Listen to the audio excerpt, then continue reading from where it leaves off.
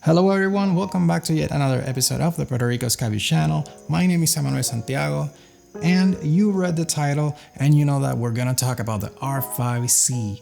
I don't have my hands yet on an R5c. I had one borrowed and I managed to get some footage of the crash boat beach here in Aguadilla, Puerto Rico.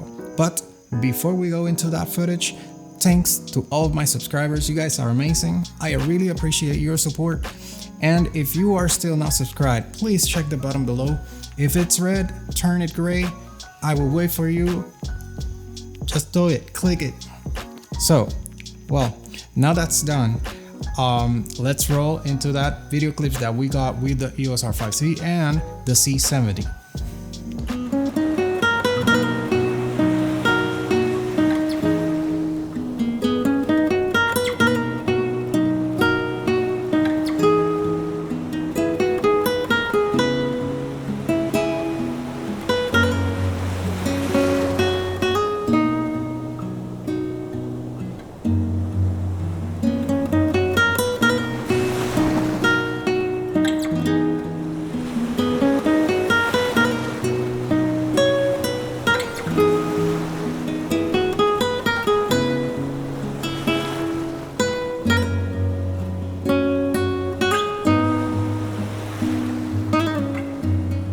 So guys, that was amazing, right? You may notice that the clips that we managed to gather from the EOS R5c are a little bit more short, and that's why I only brought with me 2 batteries. And man, the camera, it just had those batteries for dinner. My C70, it still has that BPA 30 battery, which lasts forever. Right now I am recording on a C70 myself, and it shows there I have 176 minutes until it stops recording. Amazing.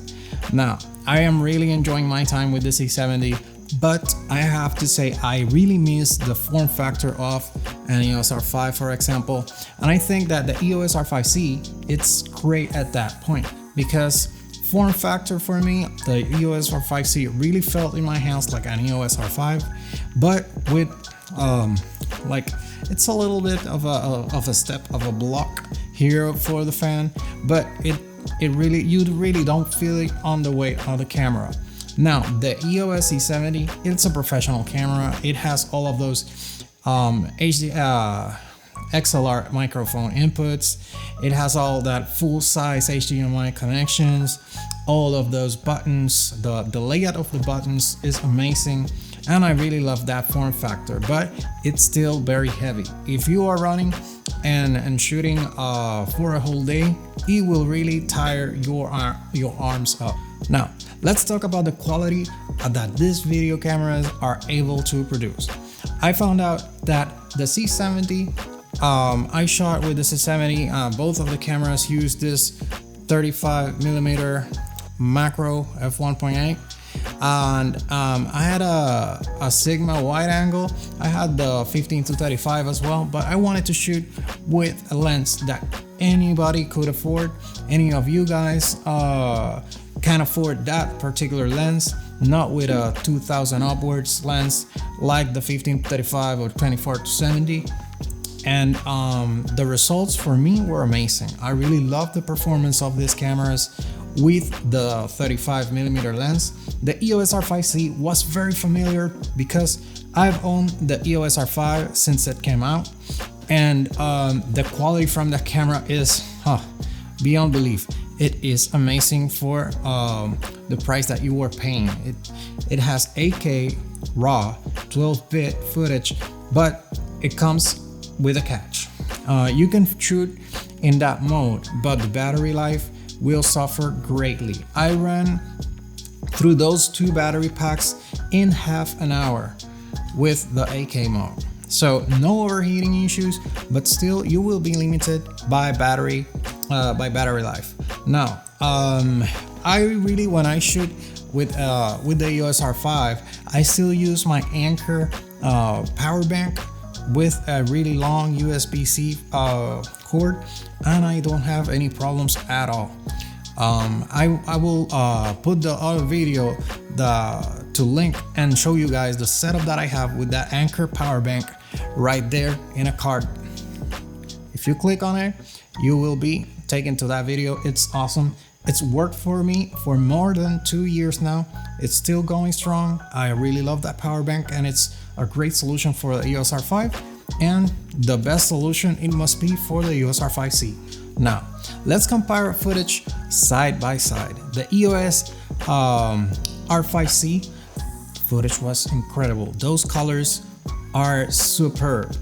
And as you guys may know, I put up a video on how I color grade and edit my footage with just a few clicks, and man, it was perfect for the raw footage that I got.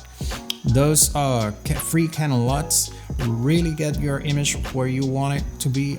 You know, they really give you a base edit for starting out as a starting point when you're coloring your footage.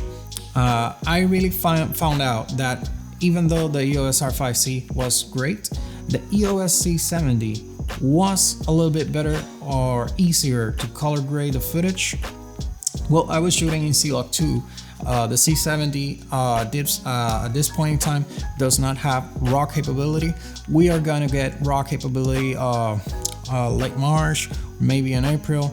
I hope it comes soon because I can't wait to test out the RAW capabilities of the C70. But as you can see, side by side, this footage, the EOS R5c looks a little bit more video-y. It looks a little bit more contrasty. The shadows are not as well defined as the shadows from the C70. The shadows from the C70 still retain more detail, but it's no wonder because of that DGO sensor. And as you can see here in this example, the C70 still has a little bit of noise, but I found out that the EOS R5c on that noise has a lot of magenta noise right there. The EOS C70 it still has some green and electronic noise in the image, but it's nothing to worry about. However, both of these cameras produce amazing results, and they are really easy to color grade, really easy to edit, and get amazing results each and every time you use these cameras. So guys, in my opinion, my champion is still the C70. Its form factor, the fact that it has internal ND filters, and all of the codecs that the C70 will get when we have Canon RAW. Oh man, it will be killer. It will be an amazing camera. The EOS R5c, amazing camera if you want a very sharp image. I am really excited to get my hands on the EOS R5c, as well as that RAW codec for the C70, and put those into a heavy battle between them and get a little bit more of technical results to share with you guys. So if you haven't been subscribed, go ahead and subscribe. If you are subscribed, thank you for that subscription. It's helping me a lot to grow this community. I will see you guys in the next video.